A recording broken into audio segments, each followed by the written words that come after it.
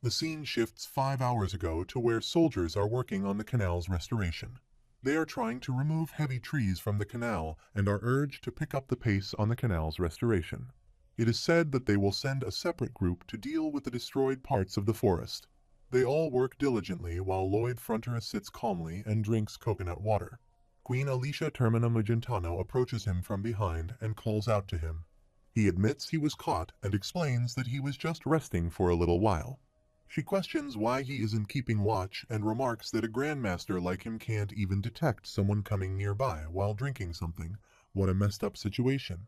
He quickly bows in front of her as she states he's a supervisor. It's not his job to move the logs himself. He agrees and says that's correct. He was just collecting his thoughts back there. She asks why he said he was caught.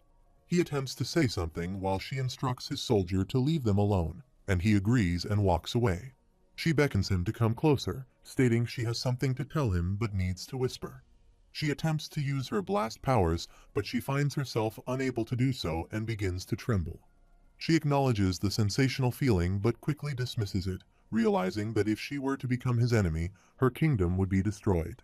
She can't simply slap his buttocks just because she's the queen. However, she realizes it looks so tempting for a spanking that she does it without realizing it. Lloyd Frontera addresses her as Her Highness, expressing his willingness to accept any punishment if he has done something wrong. Javier chimes in, stating he would gladly accept having his buttocks hit, knowing he was a pervert. He retorts that he's not a jerk, that was just an idiomatic expression, she shouldn't put words in his mouth. The message window notifies him that a natural science student is using an idiomatic expression. He reflects that natural science students know things like that too. She inquires where he sent the bone dragon and expresses concern about the potential commotion if someone were to see it. He reassures her that he has already considered that and orders her to hide in a faraway land where no humans visit. She remarks that it listens to him like a dog and points out that he has a grandmaster and a bone dragon, asking if he's not aware that he has the strongest forces in the world within his county. He responds that he understands her concerns, addresses her as Her Highness, and states that power is necessary to maintain peace and stability. He states that he would be crazy to try and use them for himself, emphasizing that he's simply someone under her care and will forever be a citizen of hers. She expresses gratitude towards him, and he reciprocates by thanking her for her gracious words. Afterward, she returns to her palace and contemplates the concept of controlling a strong power, realizing that he is much stronger than he appears. She feels increasingly weak and collapses, prompting her soldiers to rush to her aid. She reflects on the poison she was exposed to in Targa's castle and realizes she is unable to detoxify it. After a while, Lloyd Frontera notices a notification indicating that the number of fates he has saved is DP 31,145,782, but suddenly the numbers start dropping. He wonders what's happening, why it's suddenly decreasing, as the number of fates reaches 18,124,392. He realizes that the lives he saved are dying, with more than 10 million people facing death. He reflects that the dragon is also a character that didn't appear in the novel at all, indicating that unexpected dangers will continue to arise. Queen Alicia lies on her bed, and her demonic eye asserts that Lloyd is a dangerous person who needs to be killed immediately, fearing he will come after her life. She disagrees, stating he isn't that kind of person. However, her demonic eye insists that he must be killed, and she must be the one to do it. She retrieves her sword and leaves the room. On the other side, Lloyd Frontera sits with Dragon Mister, who explains how his life ended and how the King of Hell captured his soul. Dragon Mister continues, mentioning that because Lloyd has a heart similar to a dragon's, he was pondering. Lloyd interrupts, telling Dragon Mister to stop, and says he's not curious about his situation at all. Dragon Mister apologizes, but insists on motivating him. Lloyd responds that he's not motivated by his situation, but by the terms Dragon Mister will offer him, asking about the benefits he'll receive, while Javier looks at him annoyingly. Dragon Mister suggests that if he obtains the Dragon King membership, he will have the opportunity to share in the riches of the Dragon King, which are close to being infinite. Intrigued, he responds, "Wow, that sounds good. What else?" Just then, Queen Alicia arrives at their door. Dragon Mister urges him not to miss the chance to gain such a special privilege, explaining that with the membership, he will receive an extra life and be able to revive on the spot if he dies. Sensing someone's presence outside the door, Javier draws his sword while Lloyd remarks, "Nice, that's exactly what he needs right now." But how does he know that what he said is true? Dragon Mr. asserts that he's a dragon. He doesn't lie. Unconvinced, he decides to dismiss the idea and seek help elsewhere. However, Dragon Mr. interjects, asking what he needs to do for him to earn his trust. Javier quickly opens the door and steps outside, scanning his surroundings. He looks towards the figure and inquires about the issue. Javier responds that it's nothing. He thinks he is being too sensitive. He muses on how lame it is for a grandmaster to hide somewhere and wonders what on earth she was thinking. He then asks if there's a possibility of receiving magic from Dragon Mister that would guarantee his escape from hell, along with making a vow of the soul, stating that his soul will be erased for eternity if he fails to keep his promise. Dragon Mister questions how he knows about the vow of the soul, mentioning that it's something only dragons are aware of. Javier retorts, questioning if that's what's important right now, and demands to know whether Dragon Mister will agree to it or not. He warns that if Dragon Mister takes too long to decide, he'll go to sleep. Dragon Mister responds, saying to wait, and then agrees. He raises his hand and solemnly states the vow. He vows that if he fails to keep his promise, his soul shall be erased for eternity. He inquires if that's all, and Dragon Mister apologizes, stating there aren't any special effects for this. He responds, mentioning that it's been bothering him since just now, questioning whether his hair and beard are actually tentacles, and why they are constantly moving despite there being no wind in the room. Dragon Mister explains that it's because he's a dragon. He questions the connection between being a dragon and his moving hair and beard. Dragon Mister then proceeds to draw a pattern on Lloyd's hand and explains that this is the escape magic. He instructs Lloyd to clasp his hands tightly together and shout, "Commandments of time and space, break the taboo and show him where he must go." If he does this, a gate will open for him to escape back into this world. Dragon Mister adds that the incantation might not sound too powerful, but if he thinks of someone who knows him, a gate will open in the vicinity of that person. He becomes excited, closes his hand, and exclaims, "Great, okay then." He asks if they will head to hell to get him that extra life and suggests to Javier that he let go while Dragon Mister opens a portal. Javier expresses concern, stating that it's hell, and suggests they should consider his opinion on this. He looks at him in confusion and tells him that he needs to go wherever he tells him to. He jumps into the portal and says, "Let's go." Javier thinks to himself that he doesn't believe he's being paid enough for this job and also jumps into the portal. At that moment, all of Hell's alarms begin to alert every demon, and Hellkaros also receives a warning notification. He thinks to himself that a human has dared to infiltrate Hell, and the demons already know what happened between that human and the Hell Knight, and they all have the same thought. Wow, the great singer of Hell is here to host a concert. A baby soul is scared and emerges from a hole, spotting some demons walking nearby. One of them remarks, "Well," and it looks like they have an escaped soul. They capture the baby soul and inquire how he dares attempt to defy their rule and flee. The demon threatens to chew him up and marinate him in sauce for a day to turn him into sweet and sour pork. Baby soul, frightened, hopes someone will save him. Lloyd Frontra arrives and tries to communicate with them, but they ignore him. He then shouts, demanding they answer his question. The baby soul looks at him, finding him terrifying. The demon comments that even if Lloyd Frontra is a great singer, he's merely a human, just as Lloyd Frontra hits him with his shovel, causing the demon to fall asleep. The other demon confronts him, questioning how he could suddenly strike his friend out of nowhere, noting his friend's crooked chin, and demands an apology. Javier asks him if he is worried about his friend right now, noting what a kind-hearted demon he seems to be. The demon retorts, asking what he even knows about him, instructing him to stop talking nonsense and asserting that he's truly cold-hearted and evil. Javier refuses, insisting that he is indeed a kind-hearted demon and speculating that his mother must have raised him with lots of love. Javier suggests that his mother might have told him something along the lines of becoming a good demon who cares for those around him. He imagines she must have hugged him daily, affirming that he is a lovely child who loves others. The demon begins to shiver and becomes emotional. Javier suggests that her words must have been like a blessing to him, endlessly boosting his self-confidence, and that he must have grown to be such a kind-hearted demon by learning from his good mother. He cries and refuses, while Javier again asks if this is what his mother said to him when he got angry, emphasizing that the feeling he has is also a part of him. so he should be sure to protect those emotions. He refuses and says his mom didn't do that, while Javier expresses hope that he'll be nice to his mother. Meanwhile, Lloyd Frontera looks at them, and the demon shouts to take them back right now, calling him mean. Lloyd tells Javier that he went a little overboard there, to which Javier replies, asking what he means. Lloyd remarks that Javier is super talented at tearing a demon apart, but even so, there are certain boundaries he shouldn't cross. The demon asks what just happened, and Javier attacks him as well with his shovel, throwing him away. The other demon approaches Javier, hugs him, and cries profusely. Lloyd Frontera again runs to attack him, while the demon cries and says his mom said she was glad he was born, and she said that he was her happiness. The demon says to ask him anything he wants, and he'll answer everything, then sits in front of him.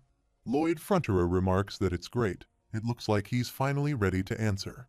The demon responds that Lloyd never gave him a chance to answer though. Lloyd Frontera asks if he would have answered if he hadn't beaten him up, while the other demon continues to hug Javier. The demon replies to Lloyd, stating that no, he wouldn't have answered, and he finds this man acting in unexpected ways like it's nothing, which makes him respect him. He then asks the first question, revealing an object, and asks if it's a smartphone while showing him the phone. The demon responds saying no, it's the spirit phone. Lloyd Frontera asks why the phone is giving weird replies. The demon explains that the spirit phone doesn't have a search function, and he can't find any information on hell.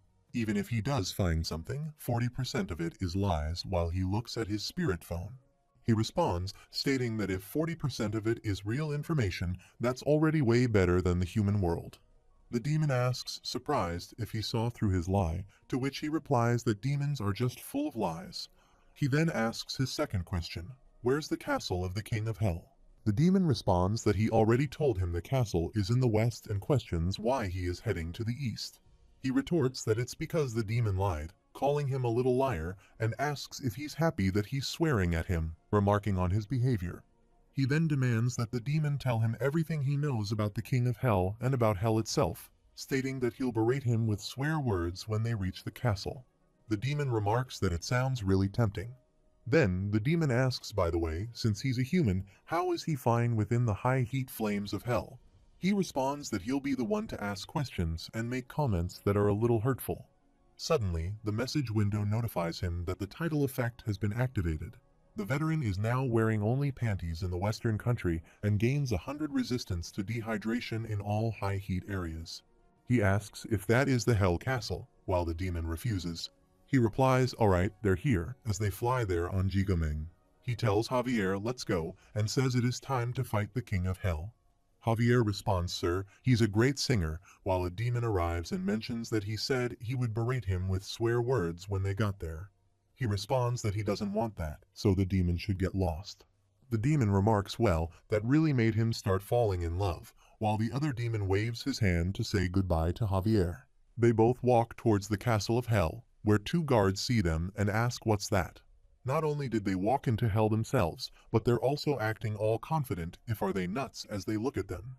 They come to Lloyd, who looks at them and says that scared him, while he also scares them. They all run and sit, turning their faces toward the walls.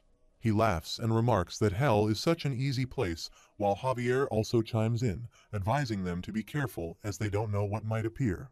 The guard captain of the King of Hell introduces himself as Heleximus, the guard captain of the King of Hell's office and the 2nd Brigade's general. Lloyd Frontera questions how dare he stand in the way of his mission, and Javier attacks him repeatedly. He comments, wow, what a series of careful beatings, and opens the door where Helcaros sits at his table, writing something. He thinks to himself that he knew it, that it wasn't a dream. He ponders what he briefly saw within the flames, and is now certain. Lloyd Frontera enters and states that he, a human, pays his respects to the King of Hell, bowing in front of him. Helcaros asks why he has come now of all times, instructing him not to disturb him as he's busy. Lloyd responds that he wants to get off work, and Helcaros stops writing, asking why he's stating the obvious, questioning if he can help him achieve it. Lloyd Frontera considers some of the things he learned through the Spirit Phone, 670,000 years, and thinks that is the number of years that the King of Hell has worked without a single break. He reflects on how the previous King of Hell worked for 35 billion years without a break, fell into depression, and took his own life. He believes that the current King of Hell also knows that he'll end up following the same path as his predecessor. Helcaros asks how he will allow him to live a life where he can clock off on time. He responds that it's his business secret. Helcaros asks if he dares to negotiate with the King of Hell and says he knows he is crazy, but this is going a little overboard. He replies, please feel free to execute him now if he dislikes him, adding that then he can continue to work for the next 3-5 billion years. Meanwhile, he considers that there's no guarantee that Javier will be able to protect him here, especially against the King of Hell, a being that possesses an unfathomable amount of power. He believes there's one piece of information that he's counting on. The spirit phone had lots of content that were criticizing the King of Hell. He thinks the King of Hell would ignore the laws and make his own judgments as he pleased.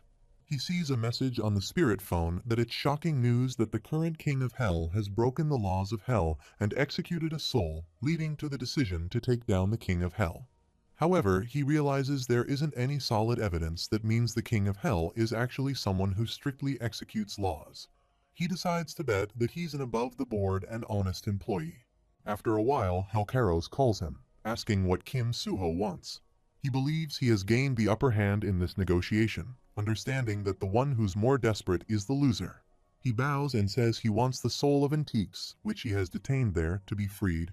Helcaros asks if he's referring to this, showing him a baby dragon captured in a magical bowl. He explains that he only keeps it for his own entertainment, so it isn't of great value to him. He then asks, all right, now that he has shown him what he wants to see, isn't it time for him to give him an answer and inquire how he will help him knock off work? Lloyd Fronterer responds that he will set up an expressway. He thinks that while the crazy workload is a problem, there's a bigger issue for the King of Hell. He believes that after being judged by the King of Hell, the souls are escorted to the gate of reincarnation. He also believes that the demons would then transport those souls in carts, but due to the messed up terrain of Hell, the routes keep changing. He thinks that the demons are too stupid to find a new route on their own, while he sees some demons who throw souls into the fire. He reflects that in the end, the King of Hell has to keep updating the new routes in real time, which is the core reason he's unable to knock off work. He believes that if they build an expressway to transport those souls, then the King of Hell's workload can be reduced exponentially. He thinks that just by handing over Antiques, he'll be able to knock off work and enjoy a sweet and relaxing time. Helcaros says he'll write up the contract and proceed with his idea. He thinks, nice, Dragon King membership, here he comes, and Helcaros says he has used up a full minute just to talk to him. Helcaros explains that if the reincarnation of microorganisms and bacteria is delayed, it could cause a great extinction of all living things. Helcaros mentions that he doesn't have the time to plan manpower and material supplies for him and states that demons who want to work are already transporting souls. He adds that he can do whatever he wants with the idiots that are left and send some documents to him. Meanwhile, he responds that he's an expert when it comes to delegating tasks, and he just needs one announcement from him on the spirit phone and it'll all be resolved. He grabs the documents, and they both teleport to another location. He exclaims, wow, the King of Hell's power is incredible. He marvels at how the king is able to teleport them with just the wave of a finger and remarks that it's the gate of reincarnation. It looks like a black hole as he gazes at the gate. He adds that it would be the end of him if he got too close to it. Javier asks if his name is Kim Suho, or whatever his name is, to tell him his plans. Lloyd Fronterer thinks that Javier already knows that he's not Lloyd Fronterer, and he can't tell what he's thinking. Javier says, as he explained to the King of Hell just now, that they'll be making a road with iron and asks if iron would be able to last above the lava. He responds that he'd only suggest it if it were possible, while he receives a message on his spirit phone about the concert of the great singer of Hell, Lloyd Fronterer, which is located at the ends of Hell and is scheduled for 5 hours from now. A demon says, take a look at this. He's really holding a concert. It's so exciting. Another demon remarks that he can't believe he'll be hearing the rumored singing of Hell in person and suggests they go quickly. Yet another demon adds that his heart is racing quickly. He looks at them and thinks that if he dares to mess up his pitch or miss a beat, they'll drag him all the way down since he's supposed to be better than them. They request him to sing for them again and again, but he replies that he's not going to sing. They respond that they came all the way there just to hear him sing and ask why he isn't singing. He replies because he doesn't feel like it. One of the demons says he can feel his blood pressure rising and abuses him. Another demon threatens to kill him if he doesn't come down, and they ask him to keep his promise. He says, Javier, it's his turn now. Javier asks if he thinks promises need to be kept. They assert that, of course, promises are meant to be kept. He agrees, saying they're right and should keep his promise, while Javier remarks that they all must have been taught some manners at home. They retract their words, telling him not to keep his promise and say to wait a minute, as they don't know what to do anymore. He laughs and calls them idiots, saying it's so easy to make fools out of them. The demon says he can't take this anymore and orders to bring him down. He starts dancing, laughs, and says come on up if he thinks he can. They complain that it's infuriating, driving them nuts, and plead for someone to do something about him, feeling frustrated. He thinks, gets angry, goes crazy, and lets every single vessel within his body be filled with hatred for him. He believes that when that happens, all of them will become his unpaid slaves. Jigomeng arrives, and Lloyd Frontier says if they hate what they see, then they should try catching him while all the demons get angry and threaten to kill him. Flames fire up more, and Lloyd Frontier sits on Jigomeng and flies away. He says come on, bring it on, while they ask if he thinks they can't cross that and tell him to wait right there. They run, and with the help of a pole, they try to come out. He throws a stone toward them, hitting that demon and throwing him into the fire, but he saves himself as he falls on a rock. That demon and all his other team members are scared. He looks at them and says what a shame, and thinks that the demon is really going to kill him, while he lies down there calmly and sees the Archdemon's civic center. A demon announces there that everyone, they are demon, and how can they let him do this to them? They have to kill him. This means war, and he shouts, Lava Centipede Squad, take charge. Many lava centipedes run towards him to attack, and the system notifies him that they're creatures of hell that possess lava-resistant scales, and they generally move in straight lines, so they're used for charging. The demon sits on a centipede and instructs the others to follow him. He gives instructions to them, and they notice his chair is empty now, asking where he has gone. The lava centipedes start smelling something and run so fast, while the demons ask what's wrong, what's happening to them. They see the centipedes and notice that they seem to be smelling something. They ask them to stop moving while they run towards a cave. The demons quickly descend, and they enter the cave where Ji Jemong takes a bath. Lloyd Frontier and Javier sit near him, with Javier sharpening his sword. Lloyd Frontier looks at the lava centipedes and says they caught on the scent of chicken broth. He throws some blocks toward them, and the demon seems at these while he counts numbers. Javier attacks that demon and kills him, and all the other lava centipedes also try to enter the cave. The demons order them to go back and retreat, asking what's this and what's happening inside, and they say Javier and Lloyd Frontier are murderers and cry for help. Lloyd Frontier arranges the blocks in a line and says now 32,435 free materials obtained. He thinks the operation to bait the centipedes with chicken broth is a success, and they all bow in front of him. He says he has also obtained a workforce and laughs. He says let's dig some ground, his free laborers. Helkeros looks at his screen and thinks that the guy gathered information about him and the creatures of hell, and he knew all of that in advance before he came up with the railroad idea. He was only thinking of capturing him to use him as an advisor. Meanwhile, Lloyd Frontier is contemplating whether he can delegate his job to someone else while he observes all the demons digging there. He thinks, of course, there's no way the demons would perform their work obediently. They would likely attempt to escape the public CCTV and incite a riot. Meanwhile, Javier captures a demon by its horn and drags it along with him, causing fear among the others who witness it. They all shout, demanding their freedom and rights. Javier asserts that it's the right thing to do, resorting to abusive language, which prompts the others to cover their mouths in shock. However, he also realizes that there are limits to the effectiveness of such violent methods. All the demons continue to work, carrying bags to another location. One of them struggles with a heavy bag and falls down, prompting another demon to inquire if he is all right. Lloyd Frontier arrives and extends a hand to the fallen demon, saying, "Here, take his hand." The demon accepts the gesture, but Lloyd crushes his hand, causing the demon to scream in pain. He approaches him, telling him to get up quickly and work, advising him not to act weak, noting that he can clearly see all his muscles. He mentions that he only helped that guy for 5 seconds before slacking off. Grasping his horns, he insists that he wants him to carry 5 times what he's currently carrying. The demons begin to cry and hug each other, declaring him a villain, trash, and the most terrible person in the world. They believe this is why they can't help but fall in love with him, seeing him as the role model for all demons from whom they need to learn.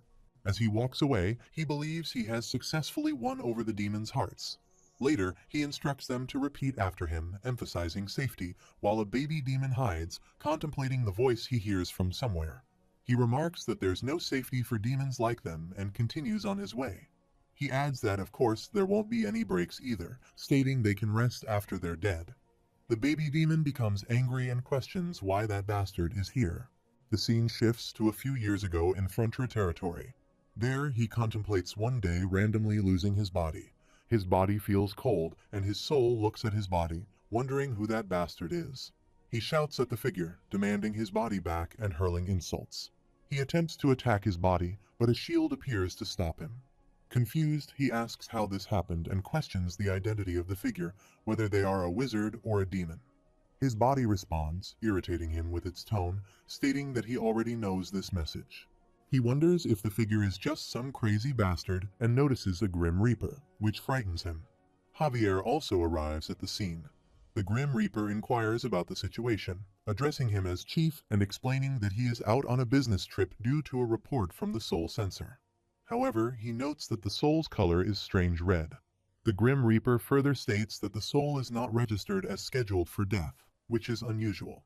He attempts to intervene, urging everyone to calm down for the time being. The Grim Reaper remarks that the case is currently peculiar. He doesn't know if it's an error on their end or if there's something else going on, so they need to look into it. He ponders what the hell. This person's visual and tone of voice don't fit at all. The Grim Reaper then returns, requesting them to wait there for a moment while they sort things out.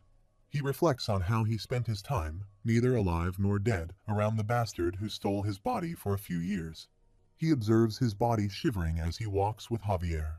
Entering inside, he sees the imposter working and realizes that the imposter is different from him. He reflects on how he blamed his poor parents and territory, resting his head on the bar table. He acknowledges that he chose a path that worsened every day, but he never rested, continuously moving forward. Eventually, he managed to pay off the family's debt, and the gazes of his mother and father when they looked at him had completely changed. He observes the imposter using bizarre magic and summoning, noting how they manipulate Pipodon. He wonders if he has a skill like that. The Grim Reaper returns and questions if they think the imposter would still drink alcohol every day if they didn't possess such superpowers. He further wonders if they would work as hard as he does with that ability. Apologizing for eavesdropping, the Grim Reaper finds the situation strange and chuckles, mentioning that there's no precedent for his case. However, since he's a soul, it doesn't seem like he should remain in this world. He suggests meeting with the King of Hell for consultation. Lloyd Fronterer reflects on the imposter who stole his body, finding the experience painful. He believes the imposter helped him realize everything he should be ashamed of. He recalls the King of Hell stating that there was no relevant legislation and taking no specific measures. He realizes he couldn't reincarnate or vanish from a life where he had to navigate hell while evading the eyes of evil demons. The scene shifts back to the present, where a baby soul is seated behind the rocks, observing Lloyd. It contemplates that he shouldn't be there while he rides Ji Jemong and flies away. Lloyd Fronterer surveys his surroundings, noting the messy topography. He considers going around, realizing he needs flat land like this. He calculates the distance, 110 kilometers, finding it a bit long but necessary, knowing there are those who aren't eating or resting. He estimates there are 30,000 demons unable to eat or rest, and he can end their suffering soon. He decides to check for any dangerous ground. Suddenly, Baby Soul arrives and kicks him away. Lloyd Fronterer, startled, demands to know who the intruder is, but he is interrupted as the Baby Soul strikes him again, causing him to cough. He is abused, and Hamming arrives, creating a barrier around the baby's soul, who demands to be let go. Bangul joins them, and Hamming throws Baby Soul toward Bangul. Lloyd Fronterer, puzzled, inquires about the newcomer while Bangul brings Baby Soul before him, privately thinking he's rather unsightly. As Lloyd sits nearby, he requests a moment and, upon closer inspection, recognizes him, questioning if he is Lloyd Fronterer. Baby Soul confirms he is indeed Lloyd Fronterer, the one whose body he stole, realizing he was in hell. Lloyd Frontera asks how he ended up in hell so quickly after stealing his body, expressing surprise that he didn't take responsibility. This triggers an emotional response from the baby soul, who mentions his mother and father finally accepting him and laments their sadness, urging him to return. Lloyd Frontera attempts to calm him down and offer an explanation. The baby soul, enraged, rejects the notion of calming down, hurling abuse, and receiving a punch from Haming. He remarks that now he's finally prepared to listen and suggests resolving everything through conversation.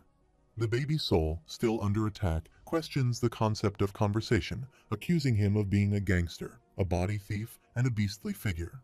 Bengal captures him, and Haming continues to beat him. He explains that he didn't arrive there by dying, but rather made a contract with the King of Hell to undertake construction work. He emphasizes that he didn't intend to take over his body. It was a surprise to find himself in it upon awakening. The baby soul challenges his identity, asking who he really is. He responds that he is a shy young man named Kim Sohu who studied civil engineering in South Korea. He asks if baby soul believes him, stating he can't provide any further information. Regardless, he asserts that his presence has brought about positive changes in his territory. Javier interjects, reminding him of his earlier plea to take responsibility and questioning why he should, considering the improvement since he entered his body. He expresses gratitude but admits he can't express it himself. As he ponders, he senses Kim Suho's presence and realizes he's communicating with the true young master, Lloyd.